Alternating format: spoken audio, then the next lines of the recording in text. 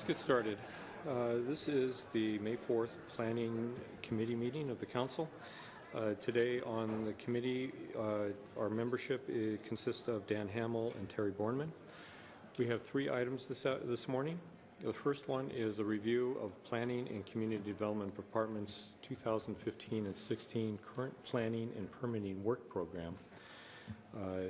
I will turn it over to Rick Sepler, who will most likely will turn it over to Kurt Nabefeld. But Rick, very shortly. Okay. Good morning. We come before you today to give you an update on one of our divisions. As you recall, we were here on the long-range division several weeks ago, and in the future we'll catch up on our current community development and economic development division. This is a chance for us to sort of clarify work plan, give you an overview of the issues that we're engaged in presently, and update you on their status, and I'll turn that over to Kurt. Thank you. Good morning. Kurt Nabefeld, Planning and Community Development Department. As Rick mentioned, our department is basically made up of three areas. We've got our long-range planning, which you heard from the Assistant Director, Greg Ockett, on that. The long-range planning really deals with our comprehensive planning, kind of our neighborhood planning documents. We also have our community and economic development section of our department. We're really looking at our social services, affordable housing, as well as just economic development. And then today I would like to talk about our current planning division as well as our permitting section. This is kind of our development services areas.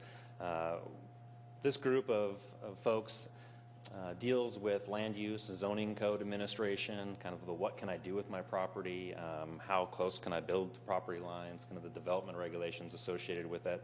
They're also dealing with the building permits, reviewing those building permits to ensure that they're compliant with building codes. We do inspections as well, and then we also do our environmental review as part of this section as well.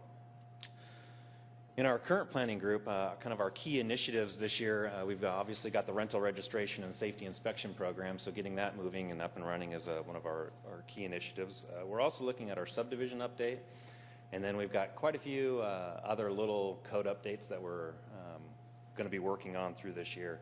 I'm going to go through each of these a little bit more succinctly. Our rental registration and safety inspection program, this should all still be quite fresh in your minds. We've worked quite hard on this, and we're here with a goal to ensure that all rental housing is safe in Bellingham. And we're looking at about 14,000 dwelling units or rental units there. How are we going to do that? Well, first of all, we're going to register all of our rental units. That registration begins July 1st, and it will be closing August 1st of this year. Once we get all of the units registered, then we'll start setting up some inspections where we'll go in and do safety inspections on these, and those will begin in early 2016. Obviously, we're going to have some enforcement that's going to be moving along with that as well. We will probably find, I think right around 10% of the units is where we're thinking will require some sort of updates to those. We also probably will likely find some illegal dwelling units out there as well. So enforcement is a key component of this program. And then another big component is educating the property owners, landlords, and managers, as well as the tenants, to what they should expect when coming into rental units. So this program is it's on task. We've really been working quite hard on this over the last couple months. We've got our first education component that's out now. So you'll start to see a lot more of that in the coming months. One of our larger key initiatives is our subdivision ordinance update. The subdivision code essentially defines the standards as well as the review process for subdividing your property or creating additional lots. As you can see down below, this really kind of started off of, our subdivision ordinance hasn't been updated since 1997, so we know that we've got some challenging property left in the city, and obviously we need to make sure that we've got good rules and regulations that help, make efficient use of that remaining land, as well as keep us moving in the right direction. A lot of the key issues that were raised during the chat group, which is the countywide housing affordability task force, really kind of dealt with how the subdivision of lots occurs. So Starting with recommendations from that group is kind of what we're building on here. We've also created several technical groups throughout the community. We've also got a Planning Commission subcommittee that is meeting with us. Originally what we wanted to do, because this is such a big project and undertaking, we wanted to make sure that we identified the goals of the project, kind of the objectives of obtaining those goals, and then we wanted to make sure that we identified the key issues on both the standards and the process. The thought is once we get agreement on those key components, then we can go and start talking about how we can achieve those. So at this point, we have met with the technical groups, the Planning Commission subcommittee, and the Planning Commission whole, and we have agreement on our goals, objectives, and kind of key issues. So staff is now getting ready to go back and start to formulate options of how we can actually implement those goals. Once we do that, we'll be going back to the Planning Commission for additional review, and then once we get there, then we'll actually start drafting the regulations. We're taking this a little bit different. Instead of drafting regulations up front and then bringing it forward with the public, we want to make sure that we get buy-in early on and we're all working on the same agreed goals, objectives, and key issues. We also have some additional code updates that are coming forward. Finally, the state legislature has actually made some movement on our marijuana rules and regulations. So as you recall, we've got interim rules for both recreation and medical. With the states and the governor's signing of some new rules regarding how to incorporate the medical into the recreational, hopefully we're making some progress on that, and we'll come back with some real rules for our city. We have also got a minor update to our critical area ordinance. We believe we've got a pretty good, solid critical area ordinance right now, and we'll be making some minor tweaks and changes. I believe we're scheduled to go back to the Planning Commission on June 4th to start looking at these again. We've got some staff expertise that we will help the long-range group out with the accessory dwelling unit ordinance update, so we'll be helping them. And then we'll also be helping out our co-friends up in Public Works as they do an update to their stormwater ordinance. One of the new requirements coming from the state and regarding stormwater is really looking at implementing low-impact development standards through your land use codes as well. So some of those codes that we have that we'll need to evaluate to ensure that we are meeting those state requirements is our landscaping sections, our site designs, and then parking services, really looking at ways to reduce impervious surfaces here. Switching over to our permitting area, the main key initiatives here is we are looking to update our permitting software. Currently, we've got some very old permitting software. It's not very user-friendly, and it's no longer supported. So we're hopping along for a while, trying to make this work. We started back in 2014 with a vendor selection and review process, and we finally came in agreement with the next software, and that's Trackit. It's a CRW product called Trackit. It's essentially based in modules. You can see up here, this is kind of the starting page of where you go. You've got your GeoTrack, which is really about owner information and parcel information. We've got our permit module. That's where we'll track our building permits, our electrical permits, and such like that. And then we've got our project track module that we're looking at more of our land use permits. We've also got a code enforcement track, and then the license track is one of the key components of our rental registration and safety inspection program as well. This is a major overtaking, and it really requires a significant amount of staff time. One of the key components is really looking at your business review processes and how we do our work now. So we had to chart all of that out, days and days, down to the very last minutia. And we're really looking forward for this new software. It's going to be increasing the efficiency between our departments. Currently, our departments use different software to track different components of a project, and so that can make it very challenging at times. So one system, good coordination.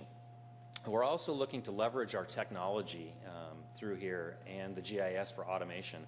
Our existing system currently is very manual. We've got a lot of staff that are doing manual tasks that will be able to utilize this technology that will actually automate it for us. That's like sending emails to applicants to let them know where their project is in the review process, whether their permit's about ready to expire. So now what we're using staff time to send out those emails and letters, the system will do it for it automatically. Part of the system is also improving access for applicants and the public. They'll be able to go in, log in, and track their permits to see exactly where they're at. Public will also be able to track projects if they register with the system. Also, one of the key things that we've heard over the years, our customers have wanted online application and electronic plan review, and this system will allow us to do that. It's a big step for us, and we believe it's going to make permitting much easier and more user efficient. As you can see, as I mentioned, we really kind of took a long time to get into our business process review. We actually are getting ready to have our first delivery of the software package to us, and we'll be testing that. This testing period actually includes 2 rounds. We'll do some testing, initial testing, and then we'll send it back to the vendor to make tweaks. Then it comes back to us again for testing, refine it, then it comes back, and then we'll be going live October 14. From a staff perspective, this is a biggie. This is the software that our staff uses every single day, and as I mentioned, our old technology has been troublesome for them. And it's not very user-friendly. So this is a big win for not only our staff, but the community as well. As well as, if you may recall, that we're also, the timing of our new permitting software, and as you may recall, the lean process review that we've been going through since 2014 is key, because we're actually learning how we can make our review process through this lean analyzation, making it better, and then we're incorporating those recommendations into our new software. You may recall that we decided to take upon our development review process through the eyes of lean, and we wanted to start from kind of the conception of this is what I want to do to I'm opening my doors. So all of that happens in between there. All the permitting that goes on, all of the inspections that go on, we're really looking at that process. And we're looking at reducing non-value added steps, otherwise known as waste. And the key component is looking at from the customer's perspective and not through the city's eyes. We have already done a couple events. We've made quite big changes on our pre-application conference in 2014, as well as our land use enablement. That's our design review processing and the permitting that we do there. If you recall, we did a presentation on that a while back and saved about 30 to 45 days of time in that review process. So that's a big win there for us. We have the next event is we'll be looking at our public facilities construction review process. That begins May 18th through the 22nd.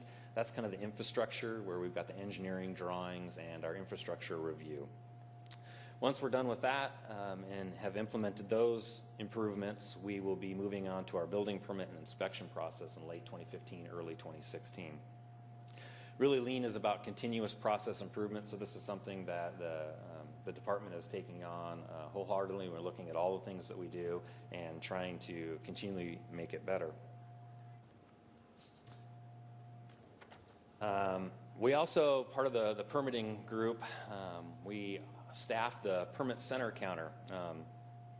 This is where the permit center is a place where we've got a consolidated area if you want to know whether you've got a public works related question, whether you've got a building code related question or a land use question. You come to the permit center to ask your questions there. As you can see, our permit center has definitely been very busy this year. It continues to be quite busy.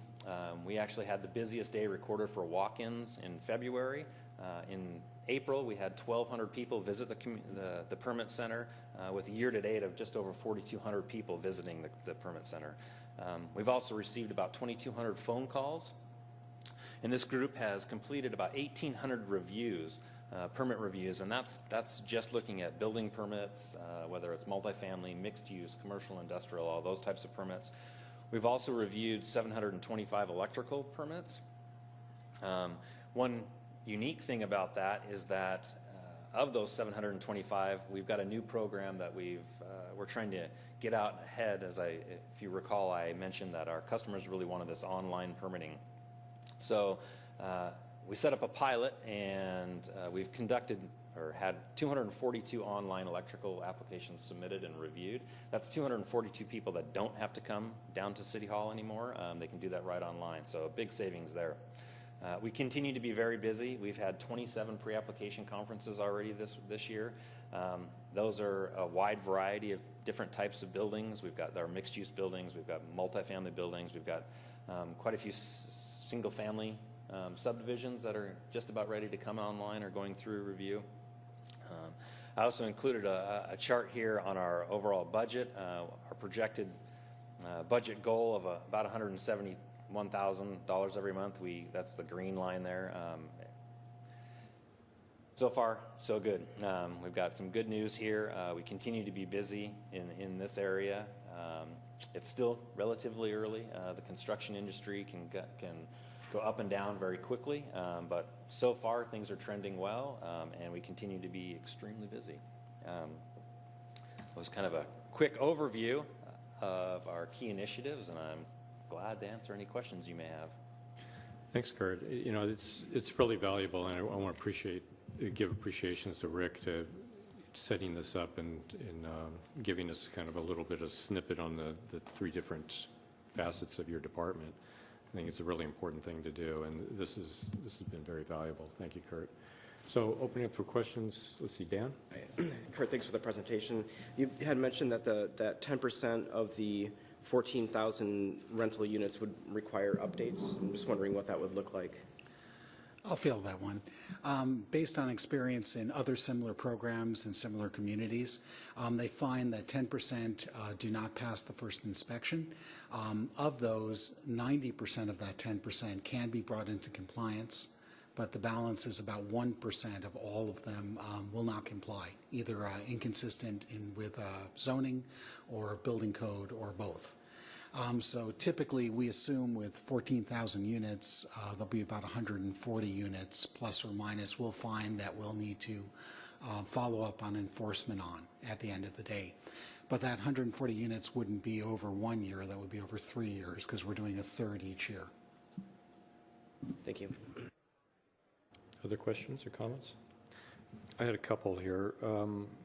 With this new permitting system, how is it going to integrate with the City IQ program that Public Works is running? Actually, very well. Our city, I guess our GIS group is a very talented group.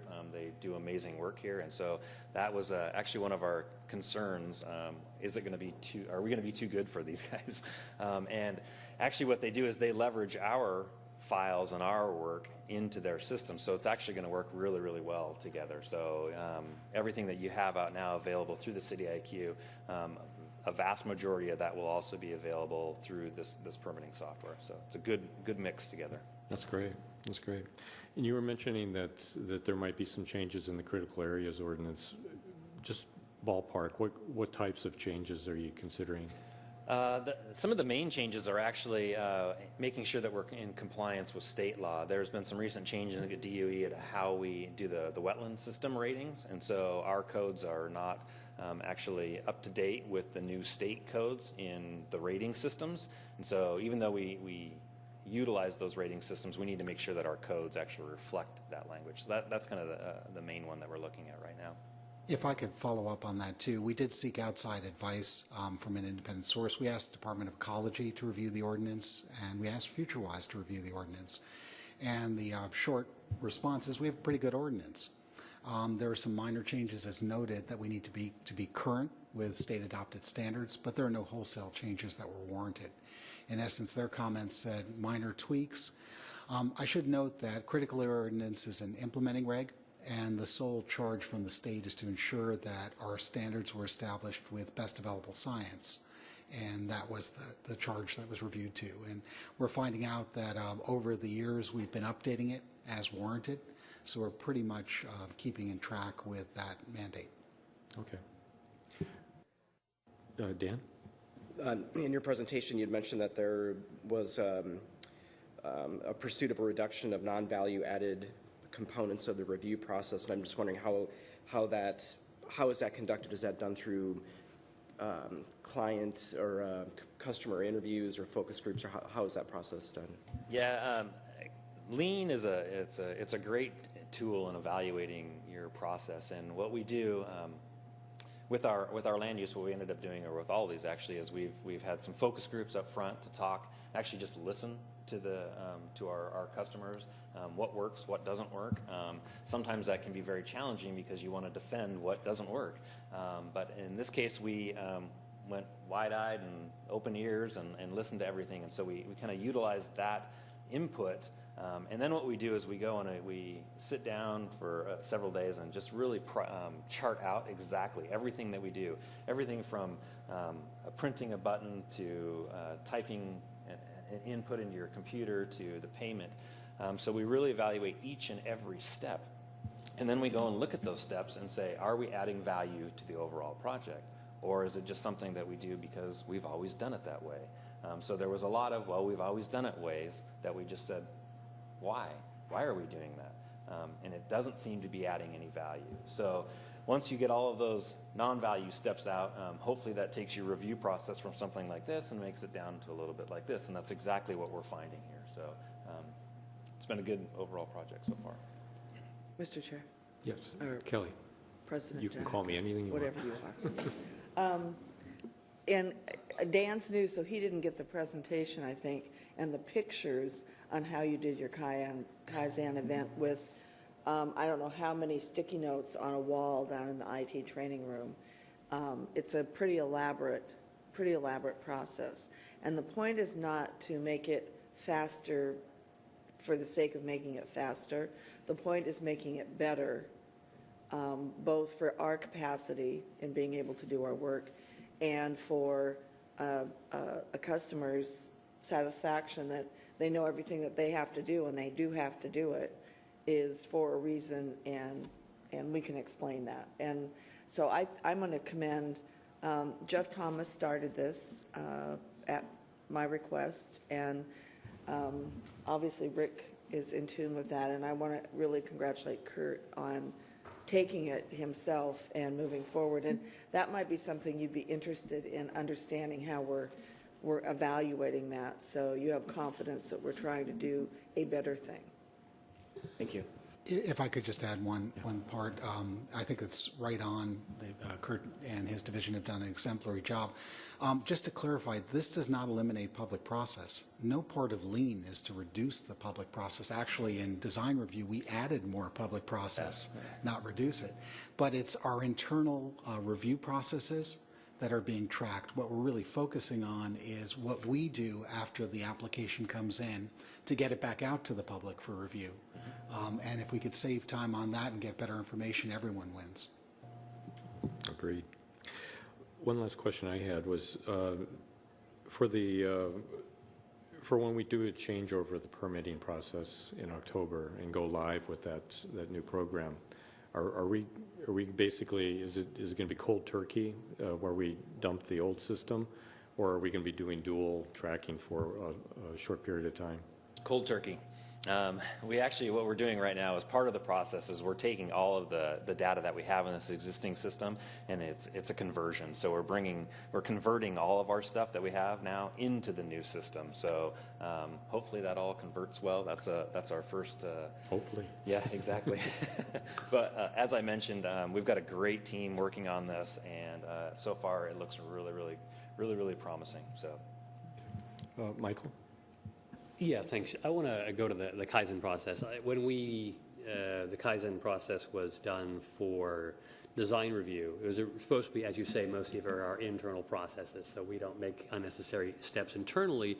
But one substantive change was made, and that was moving the hearings and making them earlier and better in the process. That was a substantive change that came out of an exercise that wasn't intended, that just kind of like you found that improvement.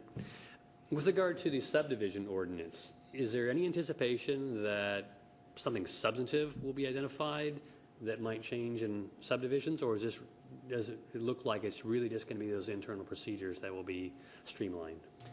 I don't think so. I think you're going to see definitely some changes there. As I mentioned, we've got very challenging land left out there, and so we're looking at different ways of ensuring that when we've got these new subdivisions coming in, that they're respectful of the existing character of the neighborhood, because we don't want wholesale changes, but that we're also being efficient with the land that is remaining. So I think you're going to see some changes entirely across the whole system, not only process, but the way that we've done it. And as I mentioned, the chat group really identified some key components of that, about minimum lot standards, pipe stems, private infrastructure versus public infrastructure, those types of things. And I guess one of the key things that we've been trying to ensure that people know is that we're not looking at changing densities, but we're changing the way that the properties are developed. So as I mentioned, we've just got a good common understanding of the issues and the goals. We haven't done the whys, and I think that's what you're looking for, is those whys, and we're not there just yet. So you don't know whether there'll be some, what I would call substantive changes. For example, we might have a pipe stem rule now that we might want to change it not just procedurally, but maybe actually how we interpret the rule or what the rule is. Yeah, pipe stems is a good example. It's been identified as one of our key issues, and again, now that we've got agreement. Maybe say what pipe stems are, by the way. Sorry, pipe stem is it's a panhandle lot. It's a access. Sorry, I get into this. You know, we talk about this day in and day out, and we forget that most people don't understand our silly language. Pipe stems are a process of subdividing your land, but if you think of it, they're known as a panhandle, so they've got a skinny piece of land that comes down and fronts on public infrastructure or the streets to access a lot, maybe that's farther back. One of the things we found is that when you've got this pipe stem, it's really kind of inefficient use of land, to where it's kind of this no man's land. And sometimes it's used for access and sometimes it's not. So that's one of the things is, you know, the only reason it's there now is to have abutment on a water main, a sewer main, and a public street.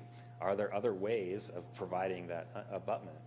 Can we do it through access easements?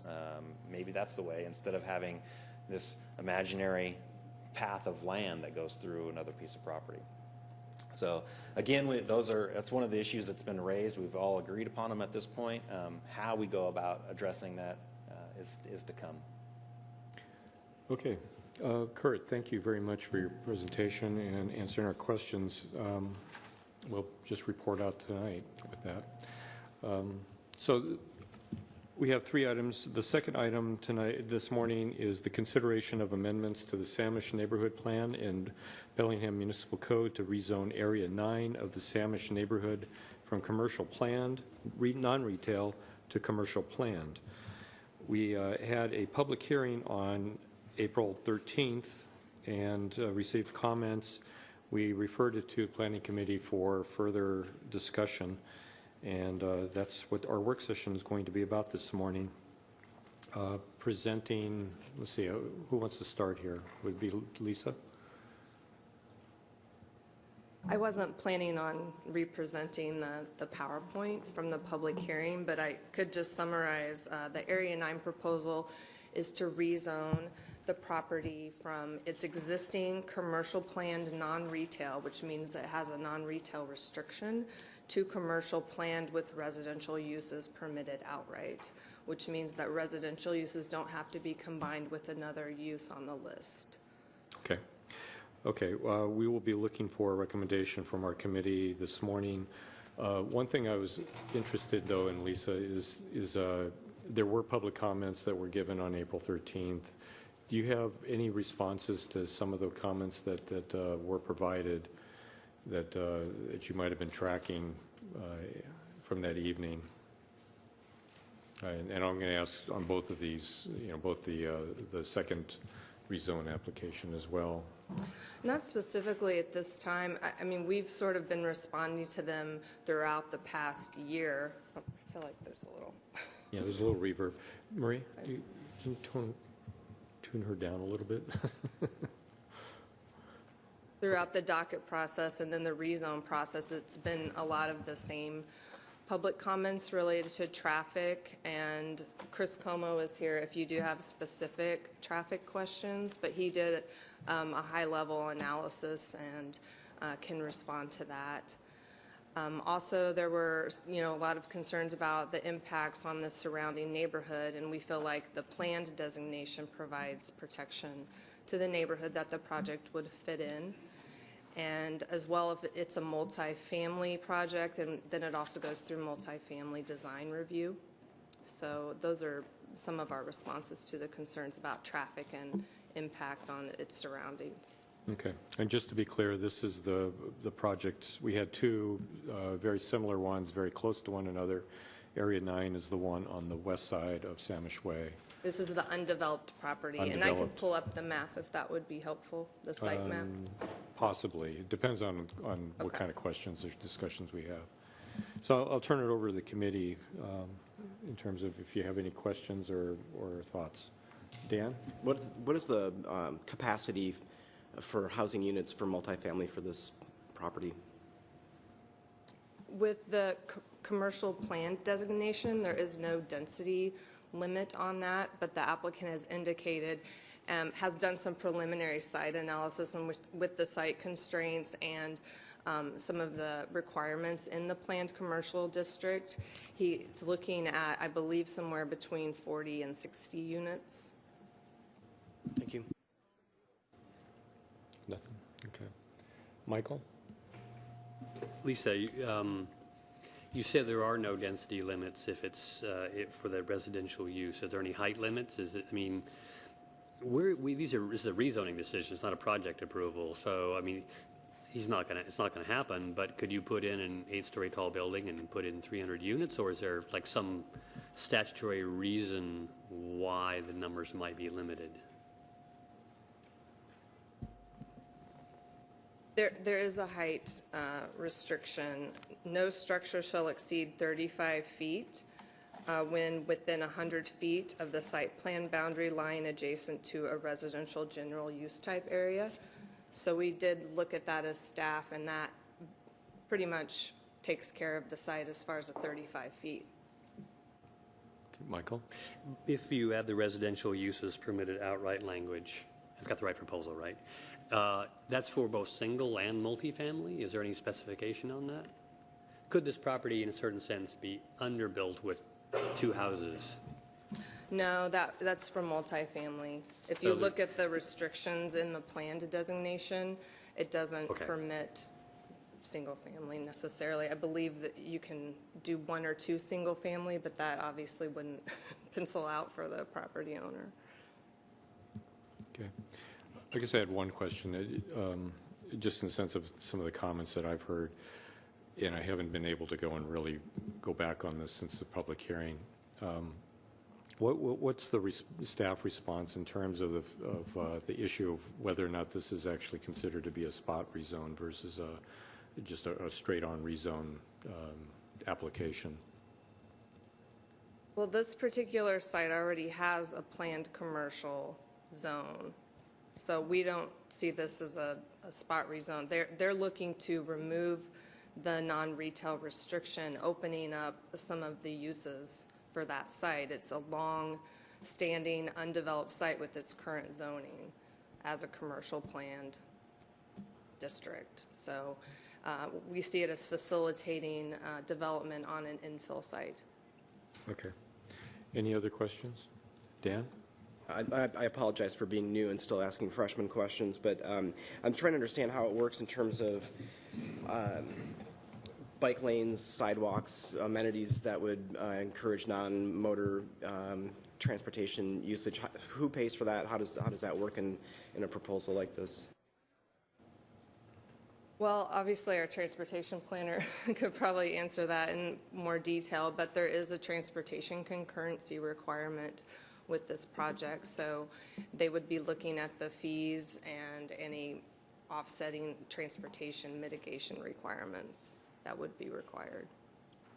Once an application's received. Correct. Right. and frontage improvements along the site. They would be required to do the frontage improvements along their site. Okay, if there's no other questions, do we have a recommendation that somebody would like to propose? Terry? I'll reluctant a little bit with this one, but I will recommend approval. Okay. Any other discussion? Motion on the table is to recommend approval of rezoning Area 9 from commercial plan non-retail to commercial planned. All those in favor say aye. Aye. Opposed? Okay, that's unanimous recommendation. We'll bring that forward this evening. The second proposal, or the second issue, is the consideration of amendments to Samish Neighborhood Plan and Bellingham Municipal Code to rezone 801 Samish Way in Area 4 of the Samish neighborhood from residential single to commercial planned office uses only. Lisa, could you just give us just a very brief synopsis of this one, and then we can get into discussion? Sure. 801 Samish Way, as you stated, is currently zoned residential single, and it does have a conditional use permit for the church that is currently on the site. And the rezone is for commercial planned and, as you stated, office uses only. That was the recommendation carried forward from the Planning Commission. And Pacific Harbor Holdings is a psychology group, and they are hoping to relocate their psychology practice there. Okay. Questions? Just want to be sure on it with this property. If we approve this, it stays with the concept of office use only if this group decides, this project's not working and want to sell, it can only be sold for office use. Is that correct? Correct. There is quite a long list of office uses in the code, so. Well, go through those, yes. because that might make a difference on how I look at this, because. Or maybe the most egregious from Yes. from the point of view of Exactly, neighbors.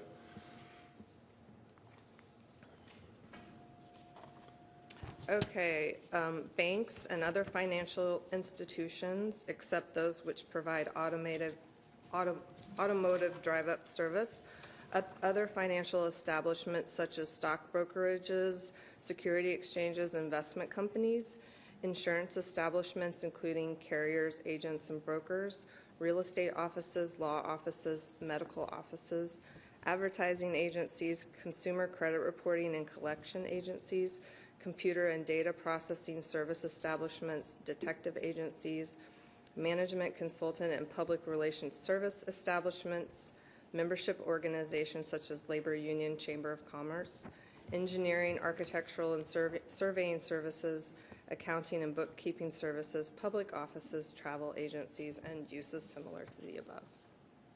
Okay, so all of those exclude any type of drive-through kinds of, like with the banks and that kind of stuff. Okay, that's it.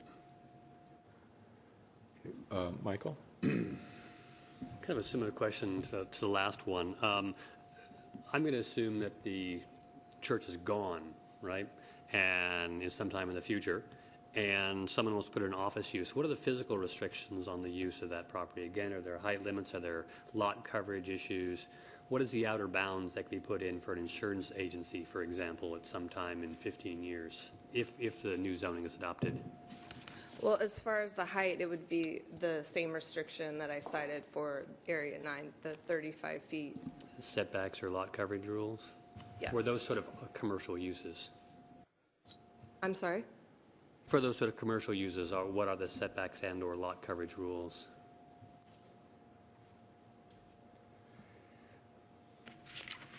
I'm trying to get away from the idea of what's currently there to think about what could be there in the future. Sorry, I'm looking in the code for all the other requirements, but there are requirements associated with the planned commercial district. And it's specifically meant to fit within the character of the neighborhood. It offers more flexibility than a standard zoning district. In what way is it, would the rules be meant to ensure that it fits in the neighborhood? For example, this property backs onto some single-family homes. Because it abuts a single-family zone, for example, does that trigger one set of rules than if it abutted commercial property, for example? Right, specific to the building height, that is when it's adjacent to a residential general use type area, the 35 feet restriction. Okay. Are there setback requirements because of adjacency to residential areas that are different?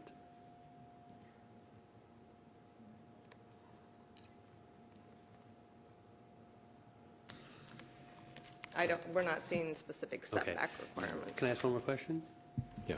So another way that this could be handled is, maybe it's clumsy, but to add add these other uses, these office uses as conditional uses, and that would then require an additional conditional use review process.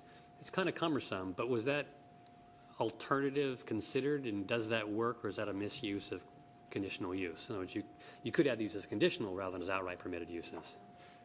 That was considered. It's a different process then to change the code, because then you're changing the conditional use section of that part of the code, the commercial planned.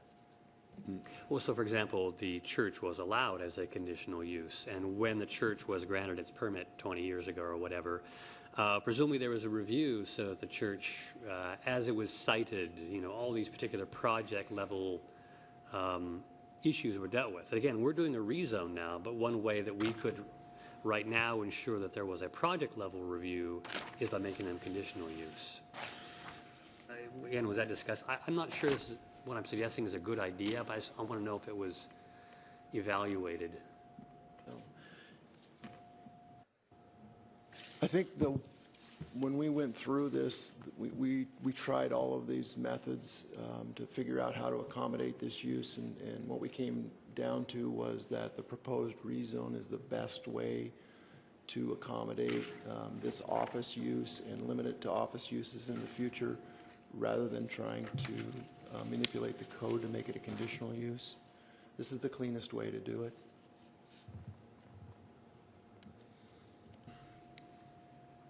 I guess I had another what-if question based on what Terry was saying, is if the office project, the proposed office project does not pan out and it goes back on the market, could it potentially go back into church use, given the fact that we would do this proposed rezone, or is that a use that's not allowed anymore once we make this decision? We believe that it could go back to the church use. It could go back. Okay. Terry? Yeah, just to refresh me, how big of a piece of property is this that we're looking? Is it? Just a little less than 2 acres. Okay, so my question is, right now, there's the church on it. And they're looking at putting one office on that right now. Given the size of it and the change in zoning, if this group decides, this isn't penciling out, we don't want to do this, we want to sell this, could there be multiple office buildings put in that, on that property? Or, which creates a different problem, for the neighbors than what they're looking at. It sounds fine of having, we're going to have this one office there, but does this permit the use of? It would permit, if the church building were no longer there, it would permit a new office building to be built within the rules that are present. Yes. A new office building, does it permit? It could permit more than one building, yes. How would that? If it were allowed under the zoning, it would go through the standard building permit process. If it's the plan designation, then it would go through the planned review process, which is the proposal. And as a commercial structure, would it have a height limit to it? The 35-foot height limit. 35 still, okay. Okay, any other questions? Just to, sorry, back to your question on setbacks, there is a yard requirement. No structure shall be located within 20 feet of any residential general use type for planned commercial. That is more than what you would find in a standard multifamily or, multifamily designation. Okay. Committee, do you have a recommendation? I'm going to move to approve. Okay. Motion is to move approval of rezoning 801 Samish Way in Area 4 of the Samish neighborhood from residential single to commercial planned office uses only. Any other discussion? All those in favor say aye. Aye. Aye. Opposed? Aye. Okay. Mixed recommendation. We'll bring that forward this evening. As it is. Yeah. Okay. Any other business? Seeing none, our meeting is adjourned.